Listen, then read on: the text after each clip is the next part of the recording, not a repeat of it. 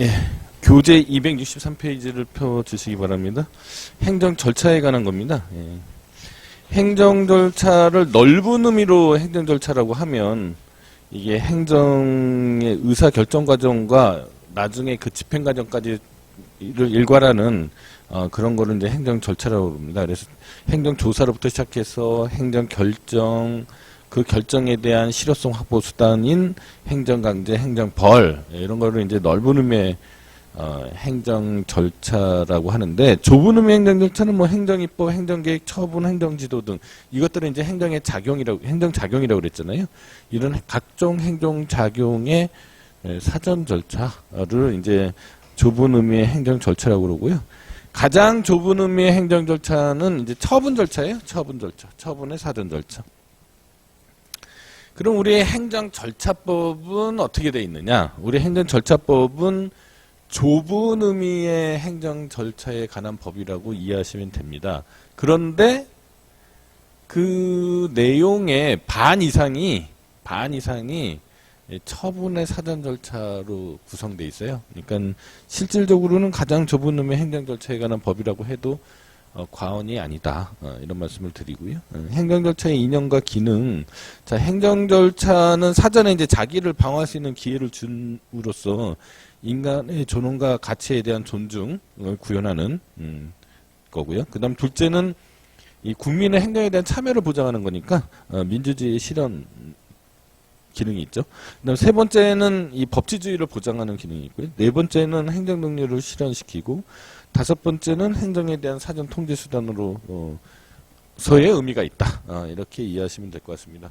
자, 행정 절차에 대한 규율 체계에는 우리나라가 아시아에서 두 번째로 행정 절차법이 제정돼 있습니다. 1996년 12월 31일 날 제정돼서 1998년 1월 1일부터 시행되고 있다. 아까도 말씀드렸듯이 우리나라 행정 절차법은 좁은 의미의 행정 절차법, 그러니까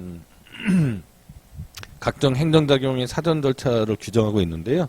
그 내용의 2장 처분에 관한 규정이 거의 뭐 상당 부분을 차지하고 있기 때문에 처분 절차법이라고 해도 과언은 아니다. 그리고 행정절차법에는 절차법 중심으로만, 순수하게 절차법 중심으로 구성되어 있는데, 뭐 신의성실의 원칙이라든지 이런 것들이 규정되어 있어서 100%는 아니지만 거의 대부분 절차법 중심으로 규정되어 있다. 이렇게 생각하시면 됩니다. 자, 행정절차법 제3조 제1항에 보면은요, 처분, 신고, 행정상 입법예고, 행정예고 및 행정지도의 절차에 관하여 다른 법률에 특별한 규정이 있는 경우를 제외하고는 이 법에서 정하는 바에 따른다. 이렇게 돼 있어요. 그러니까 행정절차법이 모든 행정절차의 일반법이다.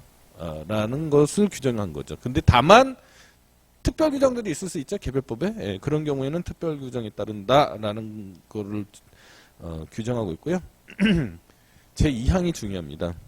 자, 행정절차법 3조 제2항에는요. 예, 그 행정절차법에 배제가 되는 영역을 규정해놨습니다. 9가지로 규정해놨는데요. 예, 첫 번째, 국회 또는 지방의회 의결을 거치거나 동의 또는 승인을 받아 행하는 사항. 두 번째, 법원 또는 군사법원의 재판에 의하거나 그 집행으로 행하는 사항. 세 번째, 헌법재판소의 심판을 거쳐 행하는 사항. 네 번째, 각급 선거관리위원회 의결을 거쳐 행하는 사항. 다섯 번째, 감사원이 감사위원회의 결정을 거쳐 행하는 사항. 여섯 번째, 형사행정 및 보안처분 관계법령에 따라 행하는 사항. 일곱 번째, 국가안전보장, 국방, 외교 또는 통일에 관한 사항 중 행정절차를 거칠 경우 국가의 중대한 이익을 현저히 해칠 우려가 있는 사항. 여덟 번째, 심사청구, 해양안전심판, 조세심판, 특허심판, 행정심판, 그 밖의 불복 절차에 따르는 사항.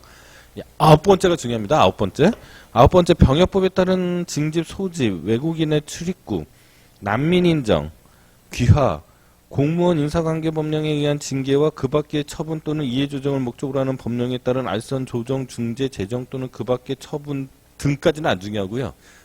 그 다음부터가 중요해요. 해당 행정작용의 성질상 행정 절차를 거치기 곤란하거나 거칠 필요가 없다고 인정되는 사항과 행정 절차에 준하는 절차를 거친 사항으로서입니다. 으로서 대통령령으로 정하는 사람. 하고서 대통령령으로 정하는 사항은 각주 3번에 있어요. 3번에 있습니다. 자, 요거의 해석 문제예요. 그러니까 대통령령에 정하는 사항에 해당하기만 하면 행정절차법이 적용이 배제가 되는 거냐?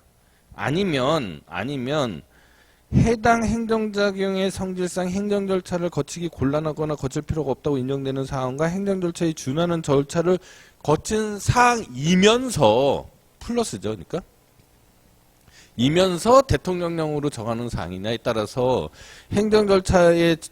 행정절차법의 적용 범위가 달라지겠죠. 그러니까 이면서 and라고 생각하시는 게 행정절차법의 적용 배제 사유가 줄어들고 행정절차법이 적용되는 범위가 넓어지는 거죠. 판례는 넓게 해석하는 겁니다. 그러니까 행정절차법의 적용을 되도록이면 넓게, 그러니까 and로 생각하시면 됩니다. 자, 적용 사례 한번 볼까요? 자, 공정거래법상의 시장명령 및 가진금 납부명령에 관한 것은 앞에 9가지에 포함이 되어 있습니다. 다만 공정거래법상의 시장명령 및 가진금 납부명령은 공정거래법이라는 법이 따로 있어요. 그 법에는 행정절차법보다 더 엄한 강한 절차 규정들이 있습니다. 그러니까 결국은 이런 게 되는 거죠. 행정절차법에 있는 규정이 적용되지는 않지만 절차적으로 더 강한 보장이 돼 있는 공정거래법상의 절차를 거치지 않으면 안 되는 거죠. 이렇게 해석해야 된다라는 게 대법원 판례예요. 단순하게 행정절차법이 적용이 배제된다라고 해석하면 안 된다라는 겁니다. 두 번째, 산업기능요원 편입 처분의 취소 처분이죠. 산업기능요원 편입 처분은 병역법에 의한 소집에 해당해서 각주 3번에 있는 시행령 제3조 제2항 제1호에 들어가 있습니다. 근데 그 취소는 안 들어가 있거든요. 예, 그래서 이거는 행정절차법의 배제 대상이 아니다라는 게 판례. 세 번째, 육군대령 진급 예정대에 대하여 대령 진급 선발을 취소하는 처분입니다. 이거는 이제 아까 제가 강조했던 그 해석론하고 일치되는 건데요. 이게 대통령령으로 정하는 사항에 해당이 됩니다. 왜 해당이 되냐면은 공무원 인사관계법령에 의한 징계 기타 처분에 관한 사항이니까요. 그러긴 하지만 and로 해석해야 된다고 그랬죠. 그러면서 뭐라고 그랬습니까? 대통령령에 해당하는 것만으로는 안 된다고 그랬죠.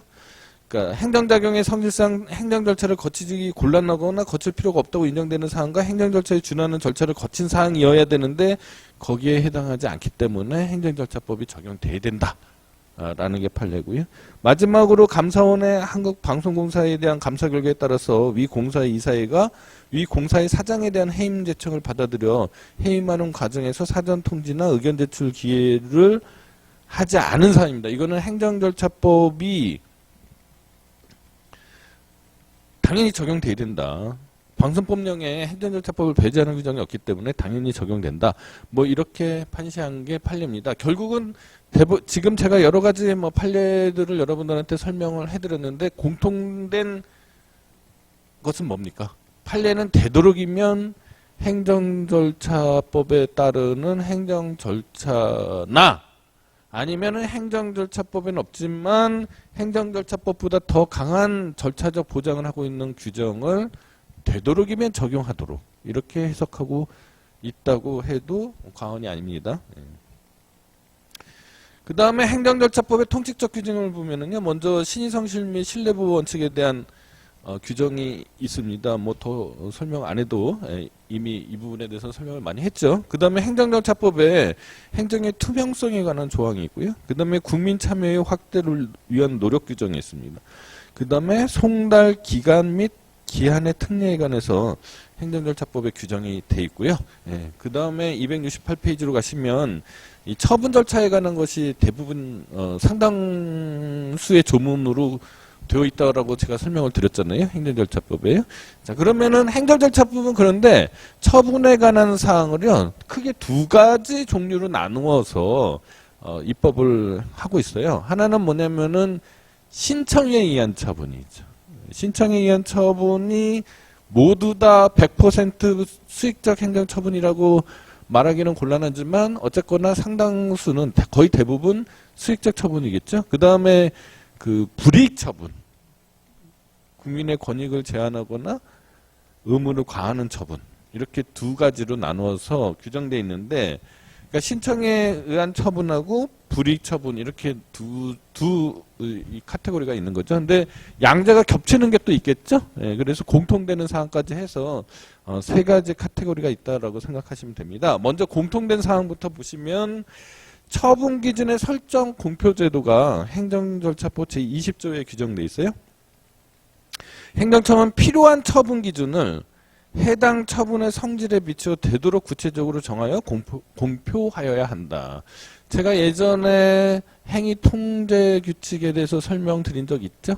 예, 그것이 그리고 또 제재적 처분 기준과 관련해서 법규 명령 형식의 행정규칙론에 대해서 설명한 것도 있죠. 예, 그런 처분 기준을 미리 처분을 해가기 전에 미리 설정해서 공표해야 될 의무가 있다라는 게 행정절차법 20조예요. 예, 요거는 이제 뒤에 나중에 다시 자세히 설명할 테니까 일단 이렇게 하고요. 그 다음에 처분의 이유 제시 제도입니다. 행정절차법 23조인데요. 행정청은 처분을 하는 때에는 원칙적으로 당사자에게 그 근거와 이유를 제시해야 된다. 요것도 이유 제시 제도라고 하는데 요것도 조금 이따 다시 더 자세하게 설명을 하도록 하겠습니다. 그 다음 제24조예요. 행정청은 처분을 할 때에는 당해 법령 등의 특별한 규정이 있는 경우를 제외하고 문서로 해야 된다. 이게 서면주의를 채택하고 있고요. 문서주의를 채택하고 있고요. 왜 서면주의를 채택하고 있을까요? 글로 써놔야지 명확하겠죠. 그죠? 어떤 행정청의 의사표시가 명확하다. 그렇게 해놔야지. 자, 처분 서면에 써져 있는 문헌으로 처분의 내용을 해석해야 되는 거죠. 예. 그러니까 처분 서면에 문서주의를 채택하고 있기 때문에 처분 서면에 처분의 내용이 들어있으면 그 문헌에 따라서 먼저 해석을 하라는 게 판례입니다. 문헌하고 배치되게 당사자의 태도라든지 뭐 행정청의 의도라든지 처분의 경위라든지 이런 거를 앞세워서 서면의 내용하고 다르게 해석하면 안 된다라는 게 판례고요. 그런 거는 서면의 내용이 불분명할 때는 그런 거, 그 당사자의 태도라든지 처분 경위라든지를 참작할 수 있지만은 처분에 명확하게 되어 있는 경우에는 처분 서면대로 해석을 하라라는 게 판례예요. 자, 전자문서라는 경우가 있는데 이거는 당사자가 동의를 해야 됩니다. 사전에. 예. 자, 서면에 의하지 않는 처분은 무효라고 보는 거고요. 그 다음에 처분의 정정에 관해서 25조에 규정되어 있어요. 행정청은 처분의 오기, 오산 또는 그 밖의 이에 준하는 명백한 잘못이 있을 때에는 직권으로 또는 신청에 따라 지체 없이 정정하고 그 사실을 당사자에게 통지해야 된다. 자, 이게 이제 공통적인 처분 절차이고요. 그 다음에 신청에 의한 처분에 관한 절차입니다. 먼저 신청 절차가 행정절차법 17조에 있어요. 그래서 행정청에 처분을 구하는 신청은 문서로 해야 된다. 신청은 문서로 해야 된다는 거고요. 만약에 전자문서로 할 경우에는 행정청의 컴퓨터 등에 입력된 때 신청한 것으로 본다라는 거고요. 그 다음에 행정청은 신청에 필요한 구비 서류, 접수기간, 처리기간, 그 밖에 필요한 사항을 게시하거나 이에 대한 편람을 비치하여 누구나 열람할 수 있도록 해야 된다라는 거고, 네 번째는 접수증을 발부해야 된다라는 거고요. 다섯 번째는 요거는 조금 생각해 보십시오. 행정청은 신청의 구비 서류에 미비 등 흠이 있는 경우에는 바로 각하를 하는 게 아니고요. 보완에 필요한 상당한 기간을 정해서 지체 없이 신청인에게 보완을 요구해야 되는가? 먼저 보완을 요구해야 됩니다. 하자를 보완할 수 있는 그런 신청이 있었다라고 하면은요. 다음 페이지로 가서 행정청은 신청인이 위 기간 내에 보완을 하지 않을 때에는 그 이유를 명시하여 접수된 신청을 되돌려 보낼 수 있다. 행정청은 신청인의 편의를 위하여 다른 행정청의 신청을 접수하게 할 수 있다.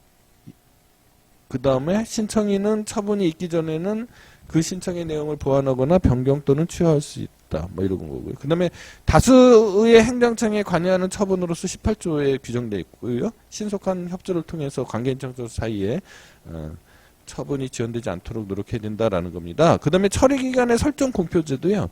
행정청은 신청인의 편의를 위하여 처분의 처리기간을 종류별로 미리 정하여서 공표해야 된다. 그리고 그것은 한 번 연장할 수 있다라는 건데요. 여기서 이제 해석상 문제가 되는 게 뭐냐. 이 처리 기간을 공표를 했는데 처리 기간을 지키지 못하면 어떻게 되냐는 거죠. 네. 판례는 훈시 규정으로 보고 있습니다. 그러니까 처리 기간을 도과했다고 하더라도 뭐 처분이 위법하게 되는 건 아니다라는 거죠. 그냥 행정청에게 주의를 촉구하는 규정으로 해석하고 있다. 이렇게 이해하시면 될 것 같습니다. 그 다음에 이제 세 번째 카테고리인 침입적 처분의 절차인데 처분의 통지가 있고요. 의견 청취가 있습니다. 요거는 나중에 강의 후반부에 자세하게 설명을 해드리도록 하겠습니다. 그 다음에 이제 여기까지가 이제 처분 절차였고요. 그 다음에 이제 신고 절차입니다. 여기서의 신고는 뭘까요? 행정기본법에서의 신고는 수리를 요하는 신고에 대한 규정이었죠. 예, 여기서의 신고는 수리를 요하지 않는 신고에 관한 절차예요. 그러니까 행정절차법은 수리를 요하지 않는 신고를 규정하고 있고요. 행정기본법은 수리를 요하는 신고를 규정하고 있다고 설명을 했었어요. 신고 절차, 신고서의 기재사항에 흠이 없고 필요한 구비 서류가 첨부되어 있고 그 밖에 법령 등에 규정된 형식성의 요건에 적합하면 그게 접수기간에 도달하면 바로 신고의 효력이 발생한다라는 거죠. 예. 이게 수리를 요하지 않는 전형적인 신고를 얘기하는 겁니다. 그 다음에 행정상 입법 예고예요. 여섯 번째 절차가요. 다섯 번째 절차인가요? 예. 자, 법령 등을 제정, 개정 또는 폐지할 때는 해당 입법안을 마련한 행정청은 이를 예고해야 된다. 예고해서 어떻게 할 건데? 예고해서 의견을 받는 거죠. 의견을 받고 의견이 타당하면 반영하고 아니면은 뭐 아니고 뭐 이런 식으로 하는 게 입법 예고예요. 그럼 법령 등을 제정, 개정, 폐지할 때 모두 다 입법 예고를 해야 되는 거냐? 예외 사유가 있죠. 첫 번째, 신속한 국민의 권리 보호 또는 예측 곤란한 특별한 사정의 발생 등으로 입법이 긴급을 요하는 경우, 상위 법령 등의 단순한 집행을 위한 경우, 입법 내용이 국민의 권리 의무 또는 일상생활과 관련이 없는 경우, 네 번째는 단순한 표현, 작구를 변경하는 경우 등 입법 내용의 성질상 예고의 필요가 없거나 곤란하다고 판단되는 경우, 다섯 번째, 예고함이 공공의 안전 또는 복리를 현저하게 해할 우려가 있는 경우는 입법 예고를 하지 않을 수 있다. 이렇게 돼 있고요. 입법 예고는 이제 통상 제가 여러분들한테 국가법령정보센터, 그죠? 국가법령 정보센터라는 앱을 다운받으라고 그러셨잖아요. 설치하라고 그랬잖아요. 예, 거기에 보통 공시가 됩니다. 그리고 입법 예고는 40일 정도 되고요. 이상이 되고 거기에 대해서 의견 제출을 할 수 있도록 되어 있습니다. 그 다음에 이제 행정예고라는 게 있어요. 자, 행정청은 정책, 제도 및 계획을 수립, 시행하거나 변경하려는 경우에는 이를 예고하여야 된다. 하고 다만 신속하게 국민의 권리를 보호해야 하거나 예측이 어려운 특별한 사정이 발생하는 등 긴급한 사유로 예고가 현저히 곤란한 경우, 법령 등의 단순한 집행을 위한 경우, 정책 등의 내용이 국민의 권리 의무 또는 일상생활과 관련이 없는 경우, 정책 등의 예고가 공공의 안전 또는 복리를 현저히 해야 할 우려가 상당한 경우에는 예고를 하지 않을 수 있다. 이렇게 규정되어 있고요. 예고 방법이나 뭐 이런 것들은 아까 입법 예고하고 비슷하고 예고 기간이죠. 예고 기간은 20일 이상으로 하도록 되어 있고요. 그 다음에 행정 지도에 관한 절차적인 내용이 있습니다. 하나는 의견 제출에 관한 얘기고요. 행정지도의 상대방은 해당 행정지도의 방식 내용 등에 관해서 행정기관에 의견 제출을 할 수 있다 이렇게 돼 있고 다수인을 대상으로 하는 행정지도의 경우에는 행정지도의 공통된 내용이 되는 사항을 공표하도록 이렇게 돼 있습니다. 이게 이제 행정절차법에 있는 기본적인 내용들이고요. 그 다음에 특별행정절차로서 행정규제 기본법이라는 게 있고요. 그 다음 민원처리에 관한 법률이 있어요. 먼저 행정규제 기본법은 행정규제죠. 행정규제는 국가 또는 지방자치단체가 특정한 행정 목적의 실현을 위하여 국민의 권익을 제한하거나 의무를 부과하는 것을 행정규제라고 정의해놓고 거기에는 하명, 그죠? 하명. 그 다음에 허가와 면제, 특허와 인가, 뭐 확인, 공증, 뭐 이런 것 등등이 예시되어 있습니다. 행정규제 법정주의죠. 행정규제는 법률에 근거해야 되고 해야 된다. 요거까지는 뭐 너무 쉽잖아요. 그 다음이 문제예요. 법령에서 274페이지입니다. 전문적 기술적 사항이나 경미한 사항으로서 업무의 성질상 위임이 불가피한 사항에 관하여 구체적으로 범위를 정하여 위임한 경우에는 고시로 등으로 정할 수 있다. 이거 어디서 많이 들은 얘기네요. 그죠? 이게 그때 행정규칙 형식의 법규명령론이잖아요. 예. 그때 제가 설명을 충분히 해드렸습니다. 자, 고시 등으로 위임하는 게 헌법에 있는 법규명령의 목록에 포함되어 있지 않는 고시나 훈령으로 법규적 사항을 위임하는 것이 과연 헌법적으로 이게 타당한 거냐에 대한 결론은 뭐였습니까? 제한적 긍정설이죠. 그래서 고시로 위임하는 게 바람직하지는 않지만, 방금 말씀드렸던 전문적 기술적 사항이나 경미한 사항으로서 업무의 성질상 위임이 불가피한 사항에 관하여 구체적으로 범위를 정하여 위임한 경우에는 고시로 위임할 수 있겠다라는 거고요. 헌법재판소의 결론입니다. 그 다음에 그렇게 만들어진 고시의 효력은 어떻게 되느냐? 상위법령과 결합해서 법규적인 효력이 있다. 뭐 이것이 이제 대법원 판례잖아요. 그 다음에 규제 영향 분석서 등이나 이런 것들을 분석하도록 되어 있습니다. 왜냐하면 이게 행정규제를 이 불필요한 행정규제나 너무 강한 행정규제 때문에 국민의 자유나 경제발전을 저해한다라는 인식들이 많잖아요. 그래서 규제의 합리화를 위한 법이라고 이해하시면 될 것 같아요. 그 다음에 민원 처리 절차에 관한 법이 있고요. 자, 요까지가 이제 이 전반적인 행정 절차에 관한 대략적인 내용들을 설명을 해드렸는데요. 지금부터는 행정 절차에 관한 것 중에서 제가 꼭 설명해야 될 쟁점이 될 만한 세 가지 제도와 하나의 쟁점에 대해서 설명하도록 하겠습니다. 그 세 가지 제도는 모두 다 처분 절차와 관련되어 있는데요. 첫 번째는 처분 기준의 설정 공표 제도고요. 두 번째는 이유 제시 제도고요. 세 번째는 청문 등의 의견 청취 절차입니다. 그 다음에 하나의 쟁점은 이 절차적 하자가 처분의 독자적인 취소 사유가 되는지 여부. 이렇게 네 가지 테마에 대해서 지금부터 말씀드리도록 하겠습니다. 자, 먼저 주요한 처분 절차 첫 번째, 처분 기준의 설정 공표 제도입니다. 자, 행정절차법 20조에서는 처분 절차와 관련하여 처분 기준의 설정 공표 제도를 규정하고 있다. 그죠? 구체적으로 어떻게 규정되어 있는지 한번 일단은 읽어봐드릴게요.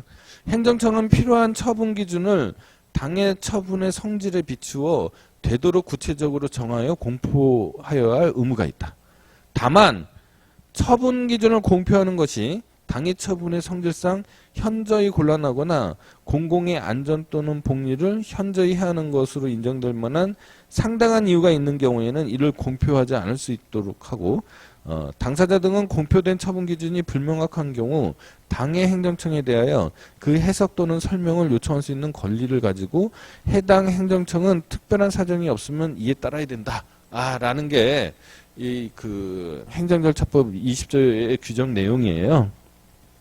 자, 제가 예전에 그죠, 처분 기준, 특히 행위 통제 준칙, 재량 준칙, 그러니까 행정규칙의 내용을 가지는 재량 준칙이나 행위 통제 준칙에 대해서 제가 설명을 해드린 적이 있습니다. 다시 한번 기억을 상기해 보면은 예컨대요, 미성년자에게 소주 한 병을 팔면 영업정지 1개월을 해야 될지, 영업정지 2개월을 해야 될지, 그죠? 모르죠.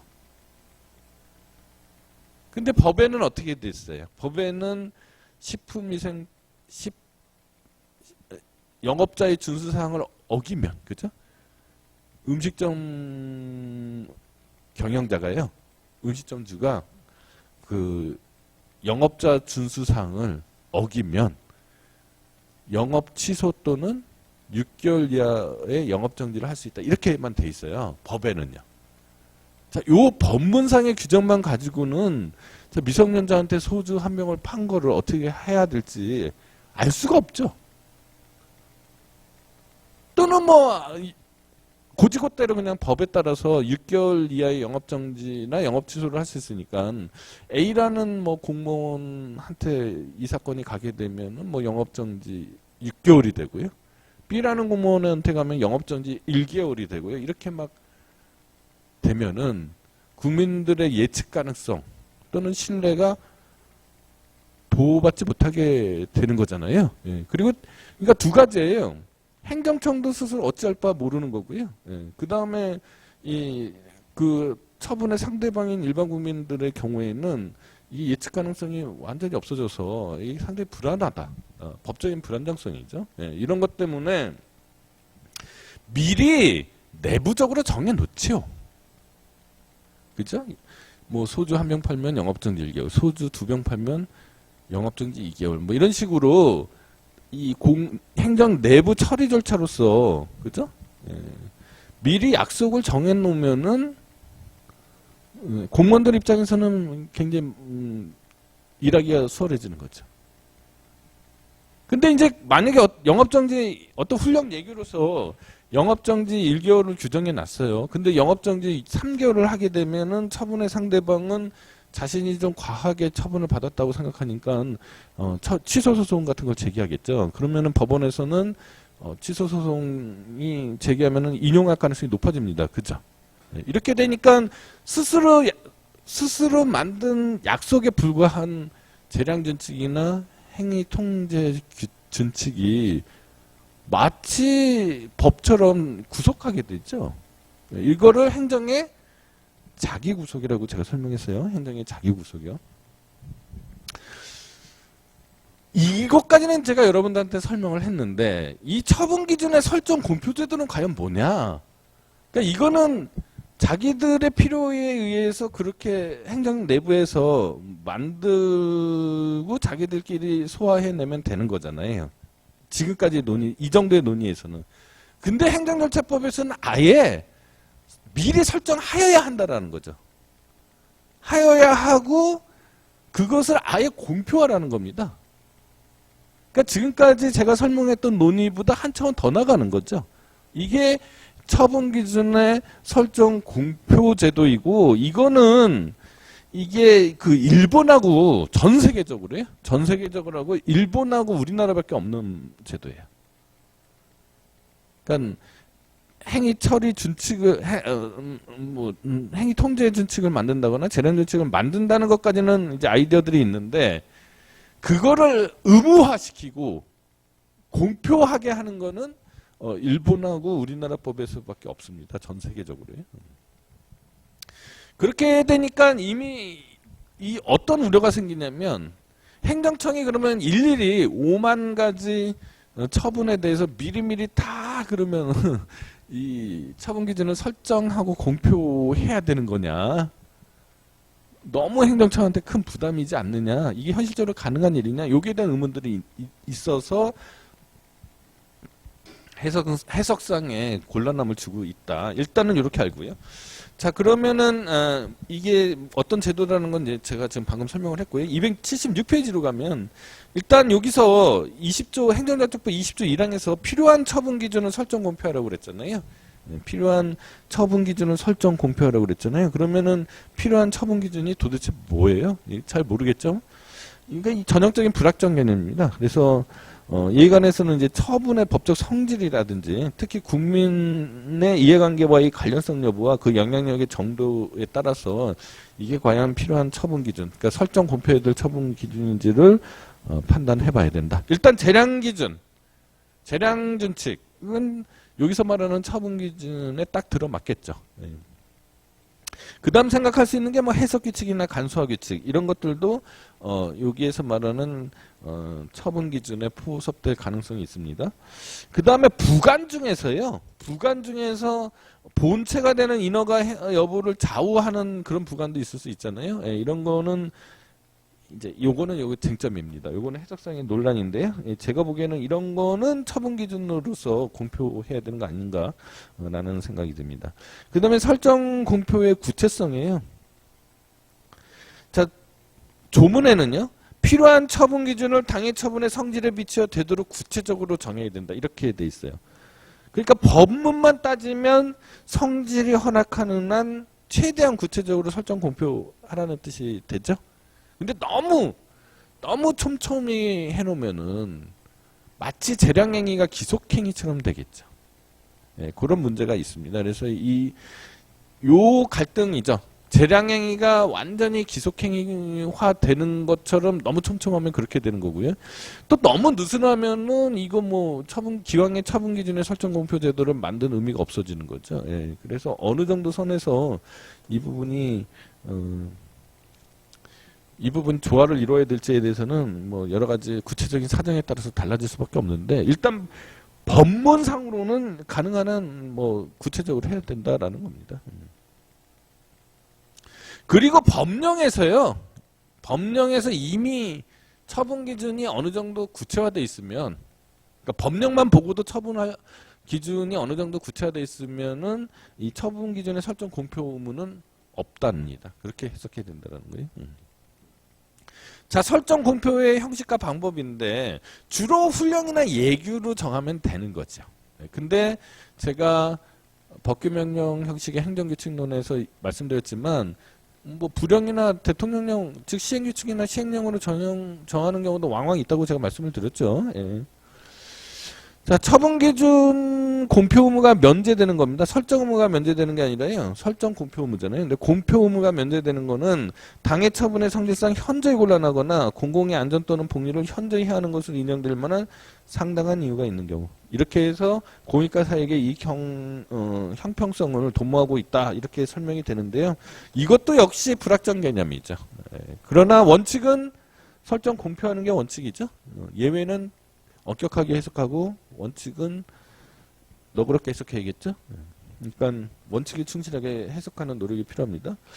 판례도 있어요. 공증인법에 따른 공증인과는 여기서 말하는 현저히 곤란한 경우에 해당한다는 판례가 있습니다. 그래서 공표 면제 사유가 된다라는 판례가 있어요. 자, 처분 기준의 법적 성격입니다. 뭐 훈령 예규로 돼 있으면은 그죠? 그러면은 법규성이 없는 거죠. 법규성이 없어서 대외적으로 효력이 없고요. 그죠? 법원을 구속하지도 않죠. 재판 규범성도 없죠. 그리고 그러나 뭐죠? 간접 효력설에 따른 자기 구속을 받는 경우도 있죠. 처분 기준이. 이렇게 되면 간접 효력설에 따라서 자기 구속을 받는 경우도 있다라고 설명을 드렸고요. 그다음에 법규명령 형식의 처분 기준은 이거는 제재적 처분 기준의 경우에는 판례가 엇갈리죠. 그래서 판례가 좀 약간 불분명하게 헷갈리게 돼 있죠. 불용으로 돼 있으면 행정규칙으로 처리를 하니까 그 앞에 설명했던 행정규칙 형식의 처분 기준하고 같이 생각하시면 되는 거고요. 대통령령이나 법률에 직접 규정돼 있으면은 이거는 이제 대외적 효력이 있는 거죠.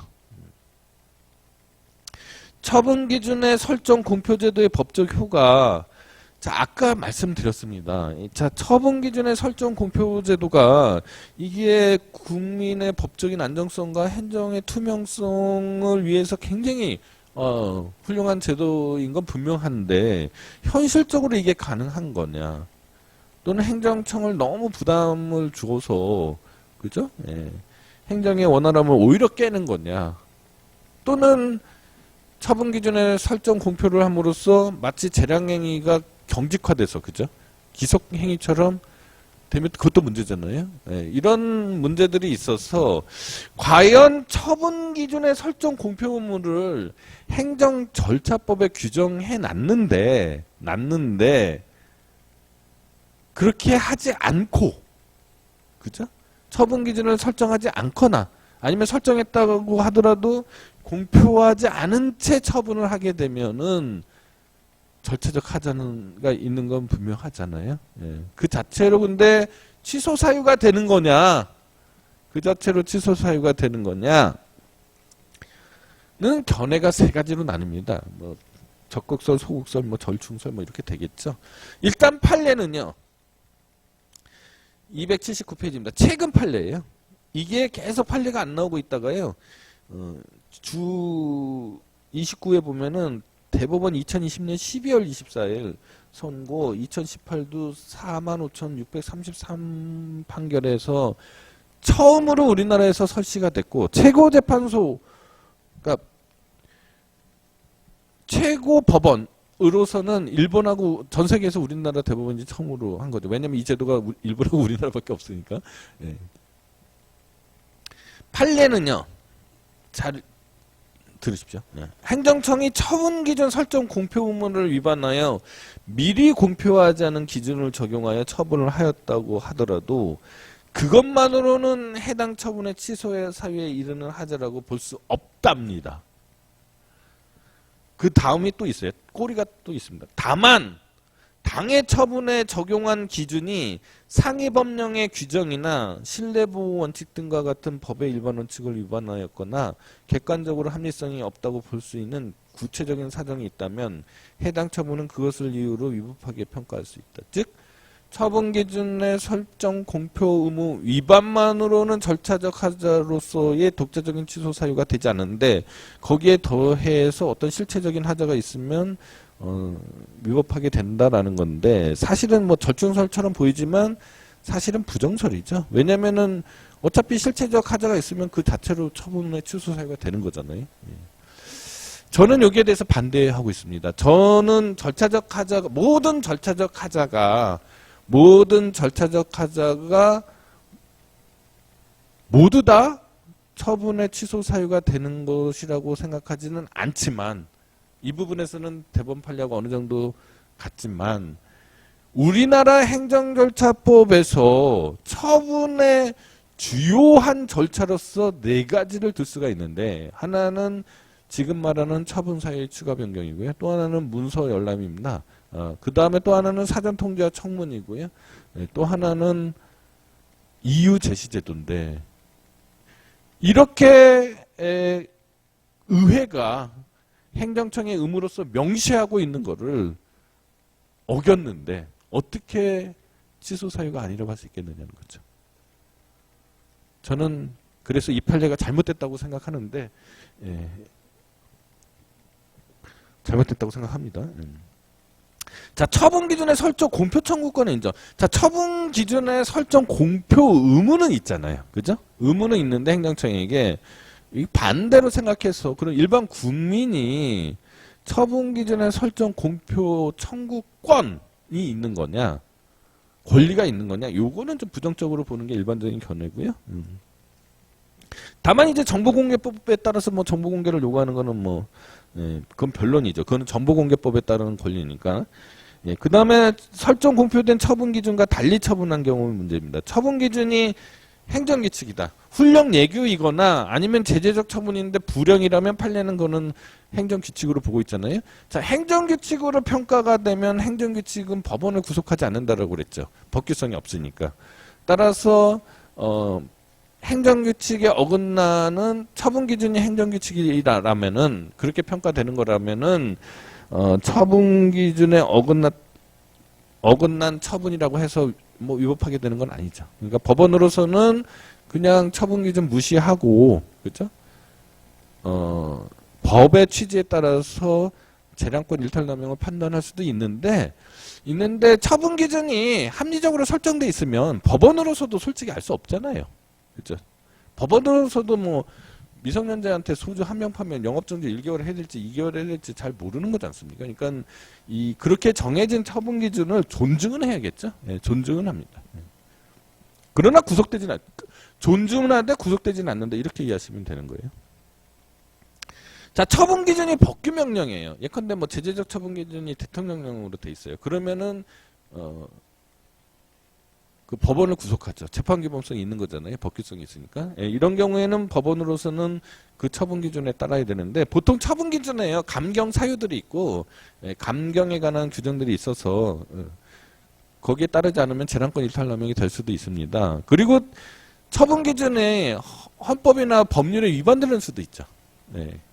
그러면은 법원이 위헌 위법이라고 선언하고서 거기서 구속력을 벗어날 수도 있어요. 자, 처분 기준이 변경이 됐어요. 그러면 이거는 우리가 처음에 신뢰보호 원칙에서 법령 개정과 신뢰보험의 문제 요거하고 유사해지는 거죠.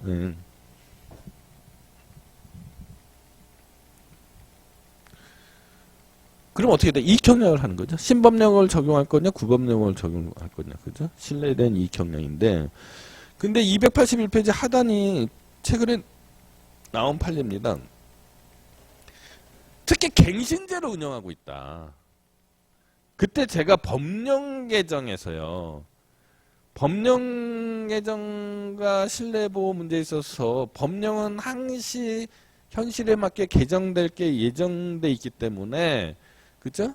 신법령을 적용하는 공익이 신법령의 적용을 배제하고 구법령을 적용해야 하는 사익보다 대부분 위에 있다 라고 설명한 적이 있는데 기억이 나시나요? 꽤 오래전에 설명을 했는데 근데 유도된 신뢰 그죠? 시험제도와 같이 유도된 신뢰의 경우에는 강한 보호 가치성이 있어서 이런 경우에는 종종 사익이 더 우선하게 판단되는 경우가 있다라고 설명한 것도 기억이 나시죠? 예. 거기에 추가해서 갱신제, 자 기간갱신이에요.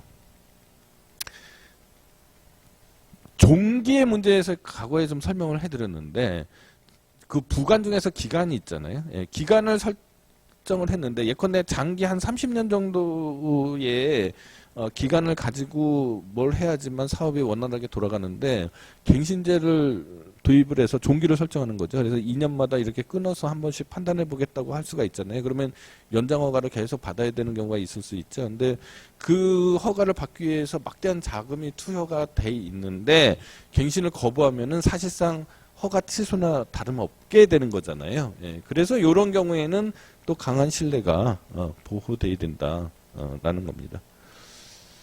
그 다음에 처분 기준의 해석 설명 요청권이 아까도 말씀드렸 조문에서도 읽어봤듯이 처분 기준에 대해서 당사자 등 공표된 처분 기준이 명확하지 아니한 경우에 해당 행정청에게 그 해석 또는 설명을 요청할 수 있다. 이 경우 해당 행정청은 특별한 사정이 없으면 그 요청에 따라야 된다. 이렇게 돼 있어요.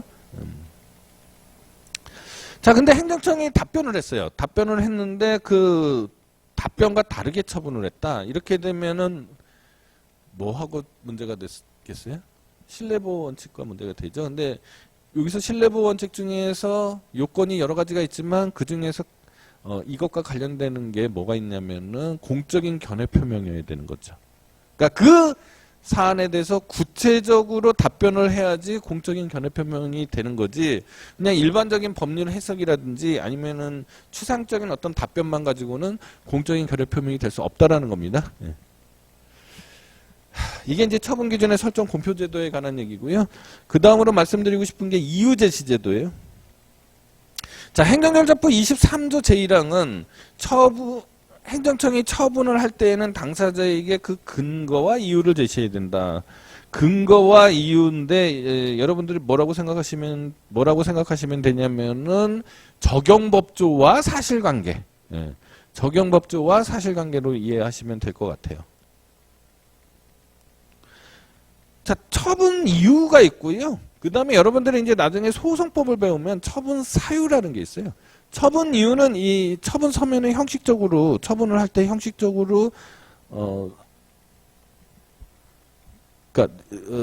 설명해야 하는 행정절차법 때문에 설명해야 되는, 근거와 이유를 얘기하는 거고요.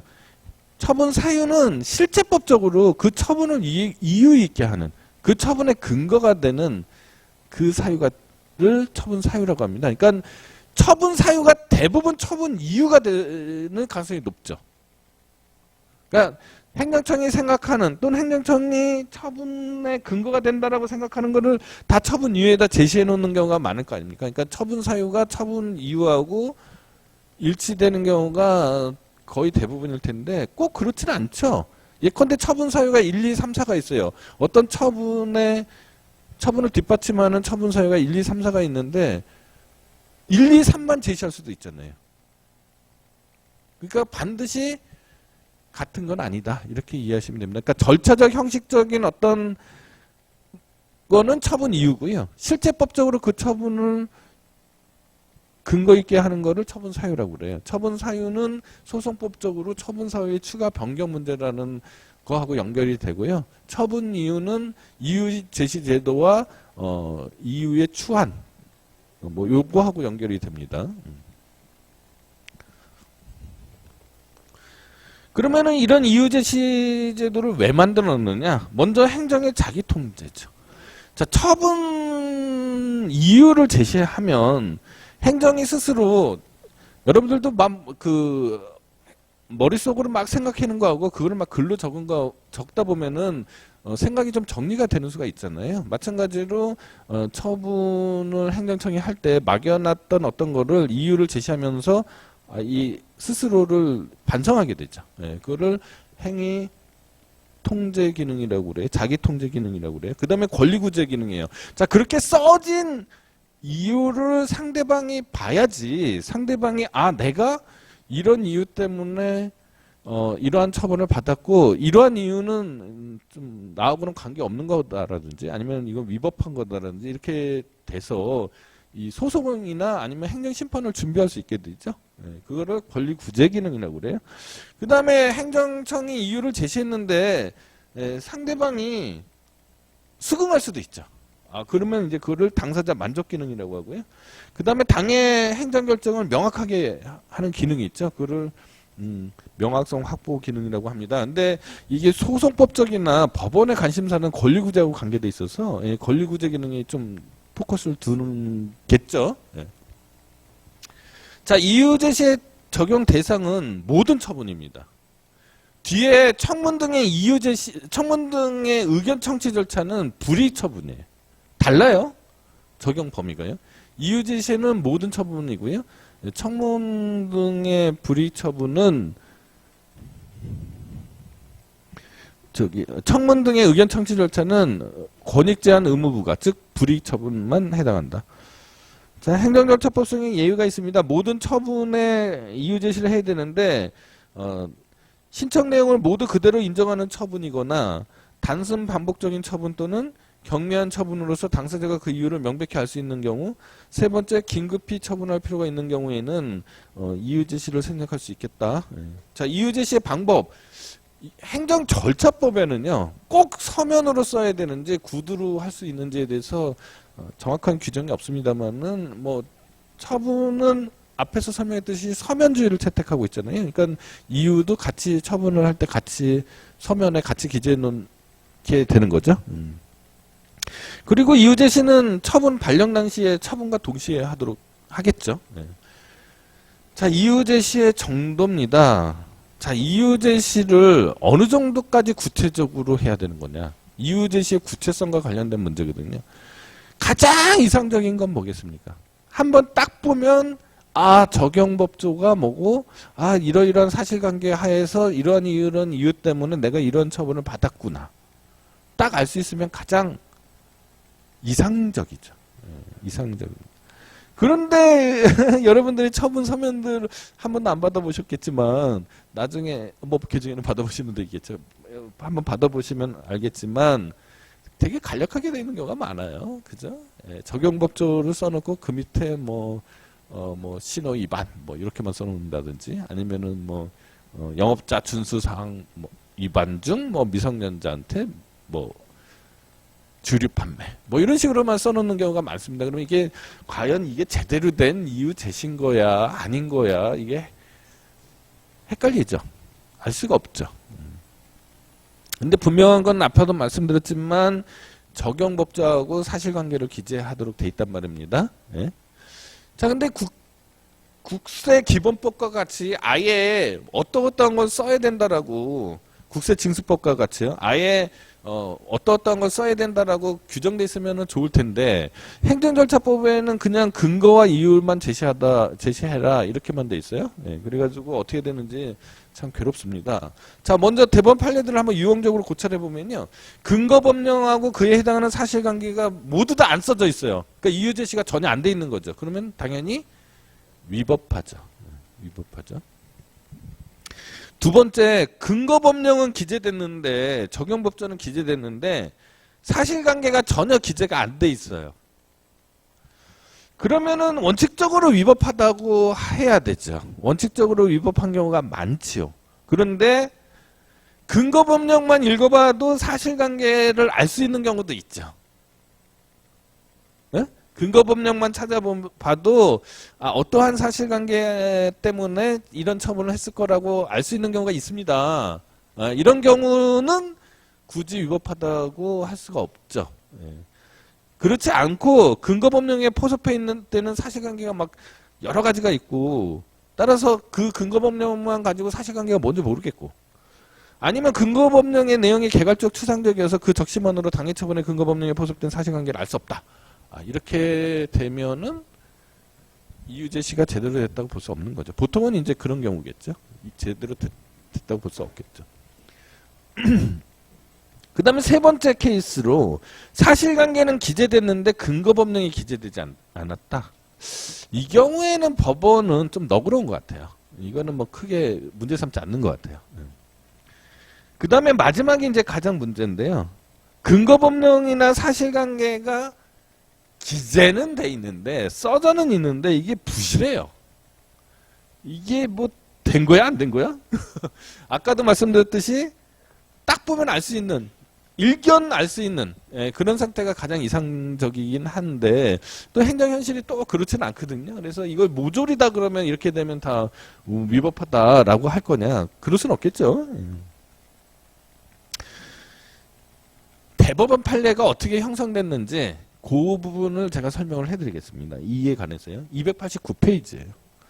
자, 아까 기본 전제가요, 이유 제시의 기능 4가지가 있었는데 대법원에서 가장 중요하다고 생각하는 기능은 역시 권리구제 기능이죠. 그러니까 이유 제시를, 제시된 이유를 보고서 소송을 제기할 수 있다거나 뭐 행정심판을 제기할 수 있을 정도가 되면 그는 굳이 위법하다고 하지 않는다라는 거예요. 그런 기준 안에서 생각해 보면 아까 설명했던 근거법령만 기재돼 있고 사실관계가 기재돼 있지 않는데 근거법령만 보면 사실관계가 뭔지 알 수 있게 돼 있다. 이렇게 되면은 위법하지 않은 거죠. 이 기준대로라면요. 그 다음 또 생각해 볼 게 뭐냐면, 자, 신청에 의한 처분의 경우에는, 그쵸? 신청인이 대략 이유가 뭔지 알잖아요. 그쵸?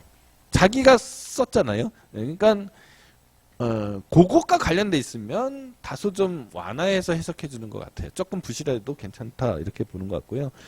그 다음에 청문이나 사전 통지를 받았다거나 공청회나 이런 것들을 했다. 그러면은 그 과정에서 무슨 처분인지 대략 알 수 있고, 그리고 이유 제시가 부실하면은 그거를 결합해서 보면은 자기의 권리 구제가 가능해지겠죠.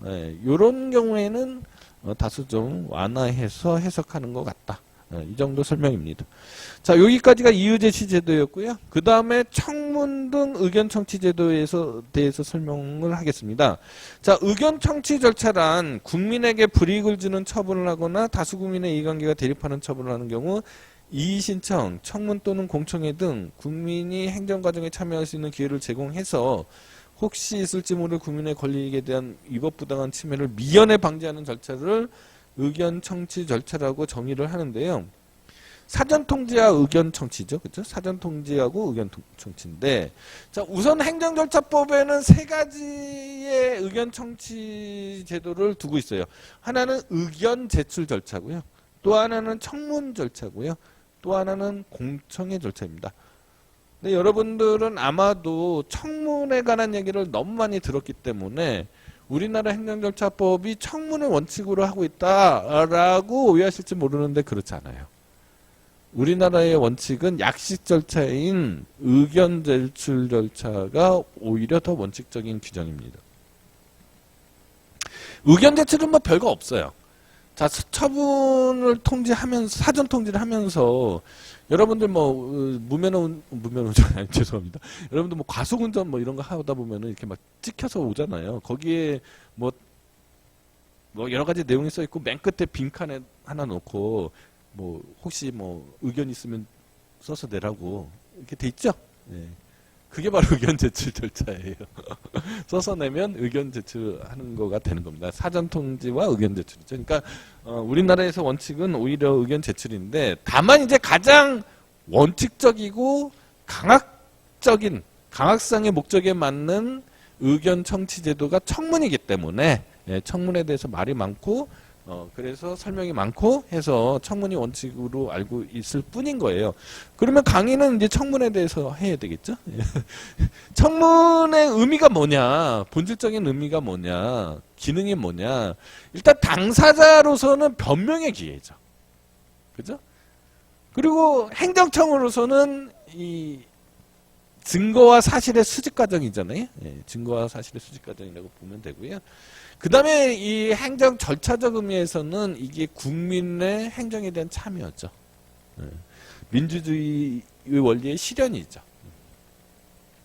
자, 청문의 대상은 아까 이유 제시는 모든 처분이었잖아요. 이유 제시는 모든 처분이었잖아요. 근데 청문을 포함한 의견 제출 절차에 있어서의 또는 사전 통지에 있어서의 이 적용 대상은 의무부가 권익 제한 처분, 즉 불이익 처분입니다. 수익적 처분은 청문의 대상이 될 수가 없어요. 근데 여기서 의문이 생기는 거예요. 거부 처분은 그럼 어떻게 되는 거냐? 거부 처분은 자, 그 두 가지 관점에서 볼 수가 있죠. 그죠? 건축허가 신청을 했는데 건축허가를 받아들이지 않은 것과, 그죠? 건축허가 신청 자체를 하지 않은 것과 결과가 같잖아요. 그러니까 마이너스 상태가 아닌 거죠. 그러니까 불이익 처분이 아니다라고 보게 되면은 거부 처분은 청문의 대상이 아니다. 이렇게 설명할 수 있는 거고요. 아, 이게 무슨 형식적인 법 해석이냐? 어떤 사람이 신청을 할 때에는 신청이 받아들여질 것을 기대하고 신청을 하는 거지. 그렇잖아요? 그러니까 이건 불이익 처분이다 라고 하면은 청문의 대상이 되는 거죠. 근데 판례는 청문의 대상이 아니다라는 게 판례입니다. 거부 처분은 청문의 대상이 아니다라는 게 판례고, 그 이유는 이 신청에 의한 처분인데 거기에 대해서 청문을 하게 되면, 거부 처분을 예정하고서 청문을 하게 되면은 좀 이상하잖아요. 그러니까 이 거부 처분에 대한 대비를 하게 하는 거가 되고 해서 이게 다소 좀 어울리지 않는 거다라고 생각할 수가 있죠. 그래서 판례는 그런 이유 때문에 거부 처분은 청문의 대상이 아니라고 보는데, 학설은 다수설은 불이익 처분으로 보는 게 다수설이고요. 즉 청문의 대상으로 보는 게 다수설이고 판례는 소극설을 취하고 있는데, 공교롭게도 독일도요. 독일의 학설은 다수설이 청문의 대상으로 보고 있고요. 독일의 판례는 소극설이에요. 자, 적용 범위입니다. 일단 뭐 행정절차법에 적용이 배제되는 경우, 아까 9가지에 대해서 설명했잖아요. 예, 그런 경우에는 당연히 청문이 뭐 배제가 되는 거고요. 자, 청문을 거쳐야 하는 경우로 행정절차법 22조 제1항에서는 첫 번째, 당해 법령 등에서 청문을 하도록 규정하고 있는 경우, 두 번째, 행정청이 필요하다고 인정하는 경우, 세 번째, 인허가 등의 취소 처분으로서 당사자 등의 신청이 있는 경우입니다. 먼저 법령에 규정이 돼 있다. 해당 법령에서 예컨대 영업 취소를 하기 위해서는 청문을 해야 된다. 이렇게 돼 있으면은 청문을 해야 되죠. 안 하면은 그 처분은 취소 사유가 됩니다. 그죠? 그 다음에 인허가 등의 취소 처분으로서 당사자 등의 신청이 있는 경우입니다. 자, 인허가의 취소 처분 세 가지 경우예요. 인허가의 취소 처분, 인허가의 취소, 신분 자격의 박탈, 세 번째 법인이나 조합 등의 설립 허가의 취소의 경우에는 사전 통제 기간 내에, 사전 통제에서 제시된 기간 내에 신청을 하면은 청문을 할 수 있어요.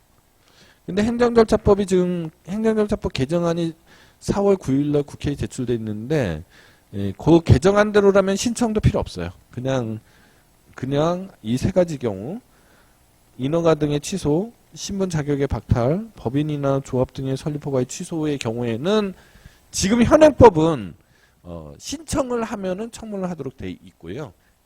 개정안은 그냥 거기에 해당하기만 하면 청문을 하도록 돼 있습니다.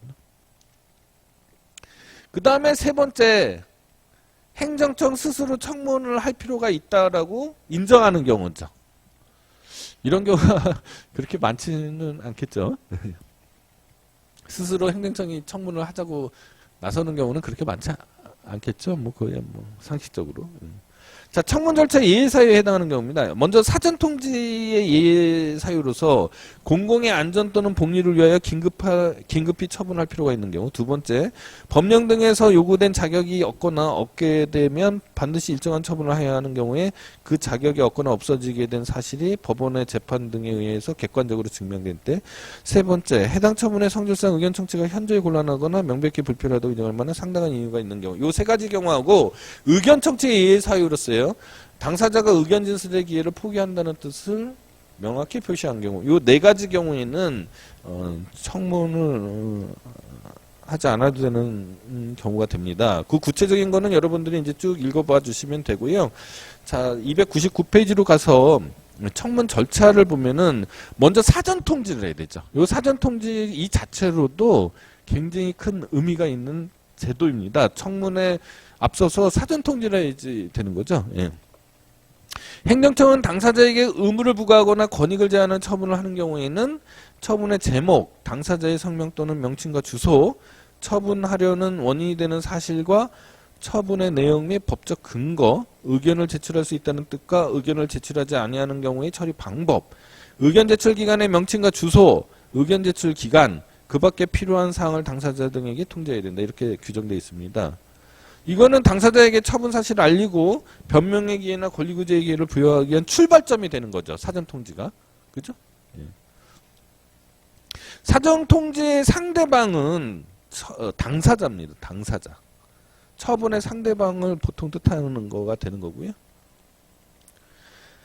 자, 통지의 형식과 방법. 통지는 서면주의를 채택하고 있어서 서면으로 해야 되고요. 그 다음에 의견 제출 기한이 중요한데요. 요게 이제 그 행정절차법이 개정되면서 들어왔습니다. 원래는 상당한 기간에서 애매하게 돼 있었는데 10일로 딱 돼 있어요. 10일 이상. 사전 통지가 생략되는 경우는 아까 설명을 드렸고요. 청문 주재자도 청문 주재자가 있어야 되잖아요. 청문을 주재자는 행정청이 소속 직원 또는 대통령령이 정하는 자격을 가진 사람. 이렇게 돼 있거든요. 근데 소속 직원이 청문을 주재하면 이게 과연 공정하게 될 거냐 이런 의문들이 반드시 생기게 돼 있죠. 그렇잖아요. 행정 뭐 소속 직원이 청문을 주재하면 이게 행정처 편 들겠지. 뭐 이런 생각이 드는 거죠. 예. 그래서 행정절차법에는 그 해당 처분 업무를 처리하는 부서에 근무하는 소속 직원은 청문 주재자가 될 수 없도록 이렇게 규정했습니다. 다시 말씀드리면 해당 처분 업무를 처리하는 부서에 근무하는 소속 직원은 청문 주재자가 될 수 없다.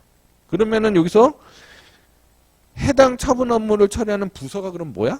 이렇게 되는데 부서는 해당 처분 업무의 처리를 주관하는 과, 담당관 또는 이에 준하는 조직 단위를 말한다. 이렇게 규정되어 있어요.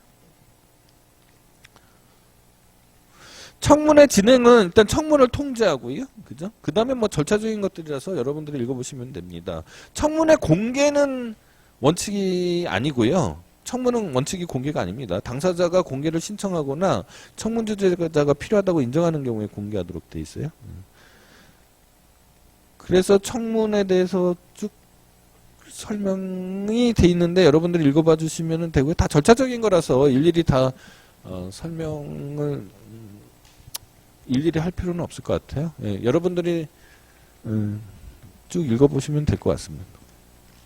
자, 그 다음에 마지막 테마, 행정절차법에 관한 마지막 테마로 절차적 하자의 독자적 취소 사유성입니다. 이게 무슨 얘기냐? 이게 무슨 얘기냐? 자, 처분은요. 주체 절차 형식 내용상의 요건을 갖춰야 된다고 설명을 드렸죠. 그래야지 적법하다고 말씀을 드렸습니다. 거기에다가 대외적 표시가 되면 효력 발생이 돼서 처분의 효력이 적법하게 발생하게 되는데, 주체 절차 형식 내용상의 요건을 갖추지 못하면 하자가 있다. 그죠? 하자가 있으면 위법한 처분이다. 위법한 처분이 중대명백하면 무효다. 중대명백하지 않으면은 취소 사유가 있다. 이렇게 설명을 드렸죠. 기억하시죠? 근데 이제 주체 내용상의 하자하고 절차 형식상의 하자는 다소 좀 결이 달라요. 뭐가 다르냐면, 자, 어떤 처분을 했는데 청문을 해야 돼요. 법령에 청문을 하도록 돼 있어요. 근데 당의 행정청이 법리를 오해해서 청문을 안 했어요. 그러면은 무슨 하자가 있는 거예요? 절차적 하자가 있는 거잖아요. 절차적 하자가 있어요. 하자가 있어서 그러면은 지금까지 제가 설명한 대로 취소를 했어요. 법원에서. 취소를 하면은 당의 행정청이 취소됐구나. 그러면 이 처분은 이제 더 이상 못하겠네. 이렇게 되지 않는 거죠. 다시 청문을 해서, 그죠? 청문을 해서 같은 내용의 처분을 다시 하는 거죠. 그럼 이게 뭐냐는 거죠. 이거는 무용한 절차의 반복이고, 이 행정경제의 낭비 아니냐? 라고 봐야 되는 거냐? 아니면 법치주의 원리를 관철을 시켜서 이것도 취소 사유라고 봐야 되는 거냐? 라는 거죠. 문제가 될 만하잖아요. 재량행위는 좀 달라요. 그죠? 재량행위는 아까 같은 경우에 청문을 다시 하면은 결론이 달라질 가능성이 높잖아요. 그죠? 그래서 부정서를 취하는 경우, 그러니까 뭐라고 해야 되나요? 독자성에 대한 부정설이죠. 소극설이죠. 소극설을 취하는 경우에도 재량행위에 대해서는 익스큐즈를 하는 경우가 많아요. 그러니까 주로 쟁점은 기속행위죠. 기속행위. 기속행위 어차피 똑같이 해야 되는 거니까. 그죠? 예. 자, 주로 쟁점은 이제 기속행위예요. 굳이 현실적인 쟁점을 말씀드린다면, 판례와 학설이 나뉘는 주된 행정 영역은 기속행위에서 나오는 거예요. 제가 지금까지 설명드린 대로라면 이해가 되시잖아요. 예. 먼저 소극설이에요. 소극설은 처분의 실체적 하자가 존재하지 않는다면 절차상의 하자만으로는 처분을 취소할 수 없다라는 견해입니다. 어차피 행정 절차라는 것은 행정의 적정한 결정을, 실체적인 결정을 확보하기 위한 절차 내지 수단에 불과한 거다. 그런데 뭐 그걸 굳이 독자적인 취소 사유라고 할 수 있겠냐. 그리고 어차피 동일한 내용의 처분을 다시 할 거다. 그러니까 이 절차적 하자만으로는 이 독자적인 처분의 취소 사유가 되는 게 아니다. 라는 견해가 소극설이고요. 적극설은 도대체 처분을 취소하지 않는다라면 과연 절차적 정의는 어떻게 확보하는 거냐? 그러면 의회에서 행정청이 반드시 따르라고 했던 절차들을 행정청이 이행하지 않는데 사법부가 개입해가지고 그거를 교정해주지 않는다라면은 행정청은 그냥 행정절차 안 지킬 거 아니냐는 거죠. 그럼 법치주의의 원리에 정면 도전이라는 거지. 그리고 아무리 기속행위라고는 하지만 다시 하다 보면 뭐 다른 결론이 꼭 안 나오리라는 보장도 없지 않느냐? 행정절차를 다시 제대로 하면. 이런 식의 논거들이 적극설의 논거예요. 그 다음에 유형별로 고찰하자는 견해가 있습니다. 유형별로 고찰하는 견해는 여러 가지가 있는데 그 중에서 가장 유력한 게 행정절차 중에서 주요 절차는 그 자체로 독자적인 취소 사유가 되는 거죠. 특별한 사유가 없으면. 아주 경미한 하자가 아니면. 부수적 절차는 독자적인 취소 사유가 되는 게 아니고 그것이 행정결정에 어떤 영향을 미쳤다라고 됐을 때만 그런 때만 독자적인 취소 사유가 된다. 라는 거예요. 판례는 이 교재에 있는 설명은요. 판례는 원래 종래의 판례는요. 독자적인 취소 사유다. 기속행위든 재량행위든 독자적인 취소 사유라고 했어요. 실제로. 그리고 학설도 판례가 그런 거다라고 이해를 하고 있었는데 작년하고 올해 나오는 판례들을 한번 유심히 살펴보시면은 꼭 그런 건 아니에요. 꼭 그런 건 아니고 이 절차적 하자인데 뭐 하자가 경미하거나 아니면 절차적 정당성을 담보하지 않는 정도의 것은 그냥 절차적 하자라고 보지 않는 경우도 꽤 생겼어요. 그래서 그러니까 판례는 원칙적으로 이제 독자적인 취소 사유성이 있는데 최근 들어서 다소 좀 완화되고 있다라고 이해하시면 될 것 같아요. 그럼 저의 견해는 뭐냐? 저 교재는 제가 좀 약간 유보적인 결론을 취했는데 이제 저는 결론을 정했어요. 저는 유형적으로 개별적으로 판단하자는 견해예요.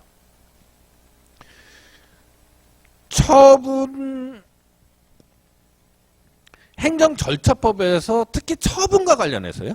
처분과 관련해서는 주요 절차들이 4가지가 있는 것 같아요. 제가 보기에. 행정절차법을 한번 여러분들이 쭉 보시고 행정절차법이 제정될 때의 논의나 그 전의 논의들을 한번 쭉 제가 한번 검토를 해봤어요. 검토를 해봤더니만 처분 기준과 관련해서는 이 사전 통지와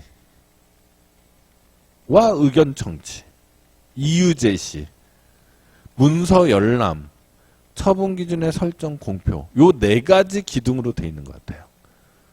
이 4가지는 의회가 반드시 지키라고 행정청에 명령한 거예요. 근데 이거를 따르지 않으면은 위법하다고 해서 취소 사유가 되어야 된다라고 생각하고요. 그 나머지는 이 판례와 같이 해석해도 될 것 같아요. 그러니까 절차적 정당성을 담보하거나 아니면은 뭐 행정결정에 영향을 미친 거는 위법 사유가 되고 그렇지 않은 경우는 굳이 뭐 절차적 하자만으로 독자적인 취소 사유가 된다라고 해석하지 않아도 될 것 같아요. 이게 저의 결론인데 판례는 아까 처분 기준의 설정 공표 제도에 대해서는 독자적인 취소 사유가 아니라고 해서 나하고 견해가 좀 다른 것 같아요. 강의를 행정절차의 강의는 여기서 마치도록 하겠습니다. 감사합니다.